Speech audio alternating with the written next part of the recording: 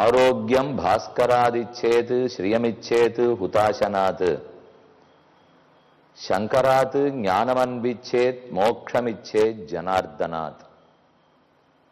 இந்த ஸ்லோகம் யாராரிடத்தில் நாம் என்னென்ன பேறுகளை பெற வேண்டும் என்று கூறுகிறது. சூரியனிடத்திலிருந்து ஆரோக்கியத்தையும், அக்னி பகவானிடத்தே செல்வத்தையும், சிவபெருமானிடத்தே ஞானத்தையும், ஜனார்தனனான ஸ்ரீமன் நாராயணனிடத்தே மோட்சத்தையும் பெற வேண்டும். இவற்றுள் முதலில் பேசப்படுவது ஆரோக்கியம். யாருக்குமே ஆசை, நீண்ட ஆயுள் வேணும், இருக்கும் நாள் வரை ஆரோக்கியத்துக்கு குறைவில்லாமல் வாழ வேண்டும்.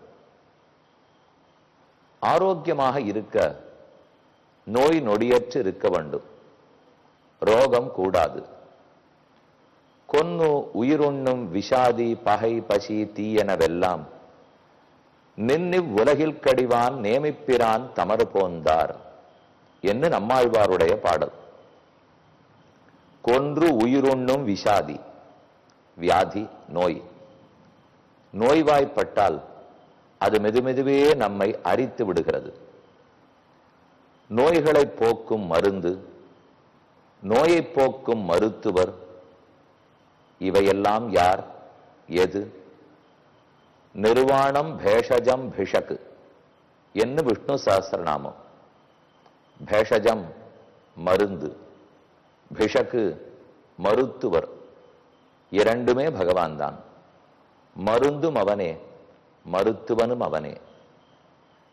மருத்துவம் சாலச் சிறந்த ஓர் தொண்டு. அனைவருக்கும் ஆரோக்கியம் கொடுக்கும், மன அமைதி கிட்டும். இன்று நோய்வாய்ப்பட்டிருந்தாலும் நாளையே சரிப்படுத்தி விடலாம் என்றும் சீரிய எண்ணத்தை கொடுக்கும். அப்படிப்பட்ட ஒரு சிறந்த மருத்துவமனை தொண்டு நிறுவனம். அந்த மருத்துவமனையில் அங்கிருக்கும் நோயாளிகள் அனைவருக்கும் நன்கு அவர்களுடைய நோயை போக்கி ஆரோக்கியத்தை கொடுத்து கொண்டிருக்கிறார், ராமபக்தியை ஊட்டி வருகிறார் ஆஞ்சநேய சுவாமி. சென்னையில் தாம்பரத்தில் இருக்கும் சஞ்சீவி ஆஞ்சநேயரை தரிசிக்க போகிறோம். ஜிஎஸ்டி நெடுஞ்சாலையில் தாம்பரத்தில் ஹிந்து மிஷன் ஆஸ்பத்திரி இயங்கி வருவது அனைவரும் அறிந்தது. அந்த மருத்துவமனையில் 2011ஆம் ஆண்டு இந்த ஆஞ்சநேயர் பிரதிஷ்டை செய்யப்பட்டார்.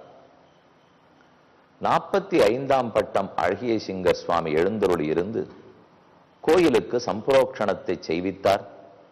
46ஆம் பட்டம் அழிசிங்கர் இப்போது எழுந்தருளி இருப்பவர் அப்போதும் அவ்வழைசிங்கருக்கு உடனேயே எழுந்தருளி இருந்தார். இதோ ஆஞ்சநேயரை தரிசிக்கிறோம். கோயிலுக்குள் கர்ப்ப கிரகத்தில் இருப்பவர். முதலில் அவரை சுற்றி இருப்பவரை தரிசிப்போம். கைகளை கூப்பி கொண்டு பக்த ஆஞ்சநேய சுவாமி. அடுத்து வலது கையால் அபயம் அளித்து இடது கையால் கதையை பற்றி கொண்டு வரத ஆஞ்சநேய சுவாமி. அடுத்து வலது கையில் தம்புராய் இசைத்து இடது கையில் சப்பலாக்கட்டை பிடித்து கொண்டு கானரூபத்தில் ராமனை அனுபவித்துக் கொண்டிருக்கும் கான சங்கீத ஆஞ்சநேய சுவாமி. இவர்கள் மூவரையும் தரிசித்துக் கொண்டு கோயிலுக்குள் செல்கிறோம். சிறிய கர்ப்ப கிரகம், ரொம்ப அற்புதமான ஆஞ்சநேயர். வலது கையால் சஞ்சீவி பர்வதத்தை தூக்கி கொண்டு புறப்படும் நிலையில் உள்ளார். அந்த மலையில்தான் அனைத்து மருத்துவ மூலிகைகளும் உள்ளன.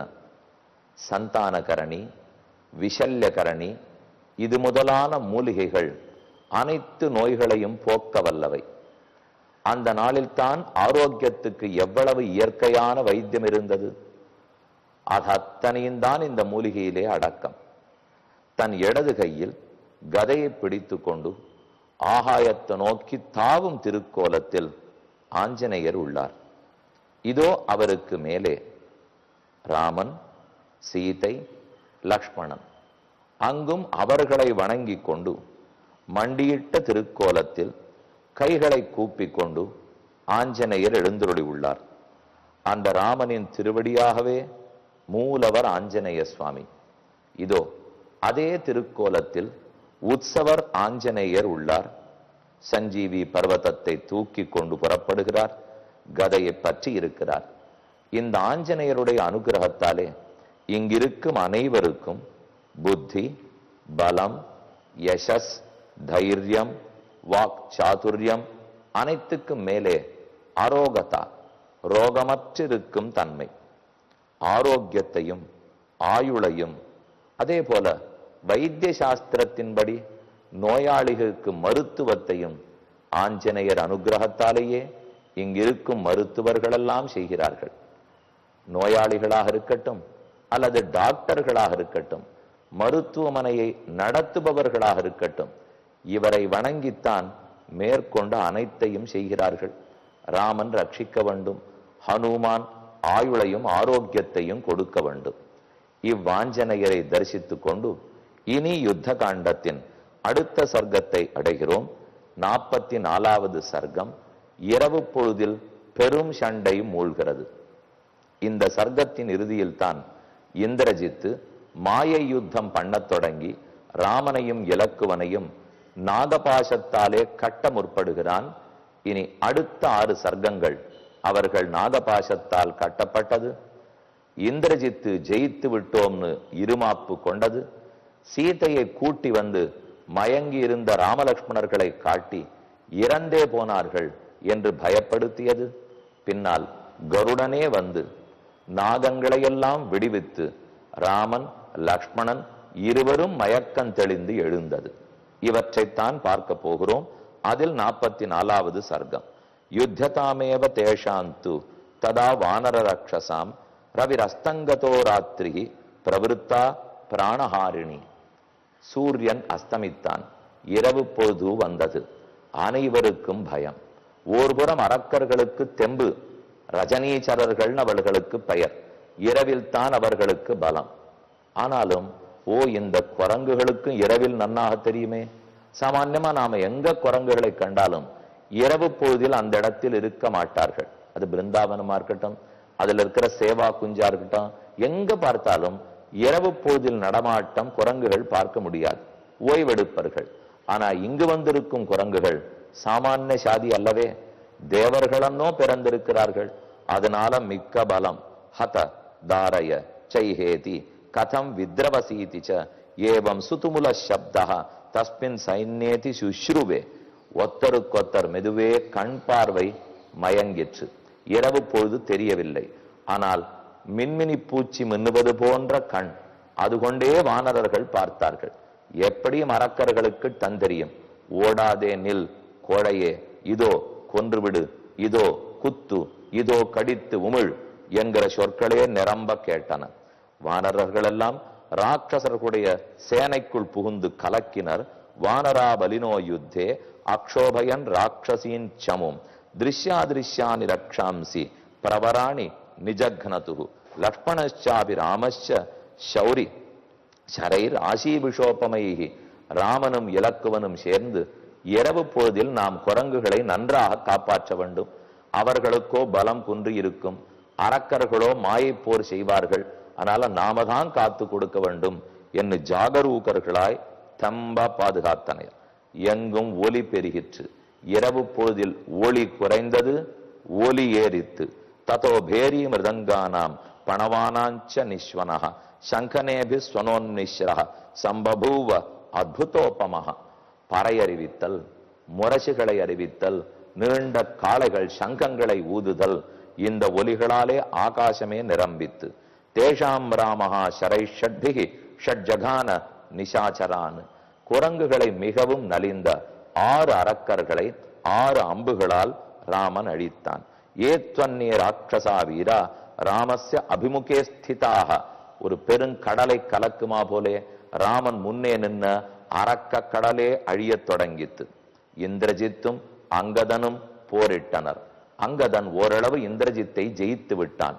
அவனுடைய தேரை பிடித்து தள்ளி குதிரைகளை நாசம் செய்து அவன் கதையை கீழே தள்ளி இப்படி அங்கதன் யுத்தம் பண்ணி கொண்டிருந்தான். எல்லாரும் நன்கு நன்கு நன்கு அங்கத பெருமாள் ஜெயிக்கிறார், இதை பொறுக்க மாட்டாத இந்திரஜித்து உடனே மறைந்தான். மாயப்போர் புரிய தொடங்கினான். இந்திரஜித்து ரதம் தியக்த்வா ஹதாஸ்வோ ஹதசாரதி அங்கதேன மயாயஸ்தஹ மகாயஸ்தத்ரைவ அந்தரதீயத. அங்கேயே மறைந்தான். ஆகாசத்தில் எங்கு தேடியும் கிடைக்கவில்லை. ஆனால் அவன் விடுத்த அம்புகள் மட்டும் சரமாரியாக வரத் தொடங்கின. பிரபாவம் சர்வபூதானி விதுர் இந்திரஜித்தோ யுதி. இந்திரஜித்தை ஜெயித்தான் அங்கதன்னு எல்லாரும் கொண்டாடினர். ஆனால் மறைந்த இந்திரஜித்து மறுபடியும் போர் புரிய தொடங்கினான். அவன் மெதுமெதுவே தன்னுடைய அம்புகளை விடுக்க அதில் நாகபாசத்தை பூட்டி விட்டான். நாகபாசம் என்றால் பாம்புகளுடைய அஸ்திரம், பாம்பு மந்திரத்தை சொல்லி விடப்படும் அஸ்திரம். இதை நாகாஸ்திரம்னு சொல்லிட முடியாது, நாகபாசம்னு சொல்லுவார்கள். இது மெதுமெதுவே ஆளை கட்டுப்படுத்தி விடும். முதலிலே இறக்க வைக்காது, முதலில் ஆளை கட்டுப்படுத்தும், மேல மேல மயக்கமடைய செய்யும், எழுந்திருக்க முடியாமல் இறந்தார் போலே செய்யும். நல்ல பலசாலியாக இருந்தாலோ அல்லது கருடனை கொண்டு சர்ப்பம் நிவாரணமார்த்துக்கு மந்திரம் சொன்னாலோ அப்பதான் இது விலகும். அந்த அஸ்திரத்தால் தான் அடித்தான் இந்திரஜித்து. சஹ அந்தர்தானகத பாப ராவணீ ரணகரிஷிதா அதிருஷ்யோ நிசிதான் பாணான் முமோச்ச அச்சனிர்வச்சச வர்ச்சச ராமஞ்ச லக்ஷ்மணஞ்சைவ கோரைஹி நாகமயைஹி ஷரைஹி. ராமலக்ஷ்மணர்களை கோரமான நாகபாசத்தாலே கட்டினான். அவர்கள் இப்பதான் நின்று இருக்கிறார்கள், இன்னும் மயக்கம் அடையவில்லை. ஓ, இவர்கள் கட்டுப்பட்டார்களே என்று சுற்றி இருக்கிற குரங்குகள் பார்த்தன, பயப்பட தொடங்கின. பிரகாசரூபஸ்து யதான சக்தா தௌ பாதித்தும் ராட்சச ராஜபுத்திரா மாயாம் பிரயோக்தும் சமுபாஜகாம பபந்ததௌ ராஜசுதௌ துராத்மா. அந்த துராத்மா மாயை யுத்தம் பண்ணி கட்டிவிட்டான். நேராக நின்றிருந்தால் கட்டி இருக்க முடியாது. அடுத்த சர்க்கம் 45வது சர்க்கம். நாகபாசத்தாலே இருவரும் கட்டுண்டு மயக்கம் அடைகின்றனர். அதற்கு முன்னால் நடந்ததை பார்ப்போம். ராமன் எங்கே இந்திரஜித்து அந்த மாயையை முன்னால் கொண்டு வந்து நிறுத்தி அவனை ஜெயித்து விட்டால் இந்த நாகபாச மாயை விலகிவிடும் என்றெண்ணி 10 வானரர்களை தேட அனுப்பித்தான். துவௌ சுஷேணஸ்ய தாயாதௌ. சுஷேஷனுடைய 2 மகன்கள் நீலன், அங்கதன், ஷரபன், திவிதன், ஹனுமான், ரிஷபஸ்கந்தன் என் அனைவரும் போயினர், தேடினர். ஆனால் அந்த இருட்டுக்குள்ளே அவனை கண்டுபிடிக்க முடியவில்லை. மேலும் மேலும் பாணங்கள் வந்து கொண்டிருக்க நாகபாசம் இருகத் தொடங்கித்து. ராம லக்ஷ்மணையோரேவ சர்கதேவ பிதஷரான். திருமேனி முழுக்க அடிபட்டு போய் ரத்தந்தோய்ந்த நிலையில் ராமனும் இலக்குவனும். தயோகோ க்ஷதஜமார்கேண சுஸ்ராவ ருதிரம் பகு. இந்திரஜித்து கொக்கரித்து பேசினான். யாரொருத்தன் என் தந்தையாருக்கு தூக்கமில்லாமல் அடித்தானோ, எந்த குறந்தால் லங்கை எரியூட்டப்பட்டதோ, இதோ அவனின் தலைவனை நான் கட்டிவிட்டேன். ராமன் கையில் இருக்கும் வில் தன்னடையே நழுவி கீழே விழுந்தது. பத்தௌது சரபந்தேன தாவுபௌ ரணமூர்த்தனி நிமேஷாந்தர மாத்திரேன. அந்த நிமிட பொழுதுக்குள்ளே அவனும் மறைந்தான், இவர்களும் மயங்கி கீழே விழுந்தனர். ராமனுடைய திருமேனி முழுவதும் சரங்களால் தொலைக்கப்பட பபாத பிரதமம் ராமஹ வித்தோ மர்மசு மார்கணை. மர்மஸ்தானங்களிலே அடிபட்டு ராமன் மயக்கமுற்று கீழே சரிந்தான். ஹரயஷாபிதம் திருஷ்டுவா சந்தாபம் பரமங்கதாக. குரங்குகள்லாம் ஏதும் பண்ண தெரியாமல் தவித்தன. எப்படி ராமனை காப்பாற்ற போகிறோம் என்று திகைத்து போய் ரணபூமியே நின்றது. ராட்சசர்களுக்கு மகிழ்ச்சி, ஆனா வானரங்களுக்கெல்லாம் துக்கம். ராமன் எப்படி மீள்கிறான்னு பார்ப்போம். தாம்பரன் ஹிந்து மிஷன் மருத்துவமனை சஞ்சீவி ஆஞ்சநேயரிடத்தில் விடைபெற்று புறப்படுவோம்.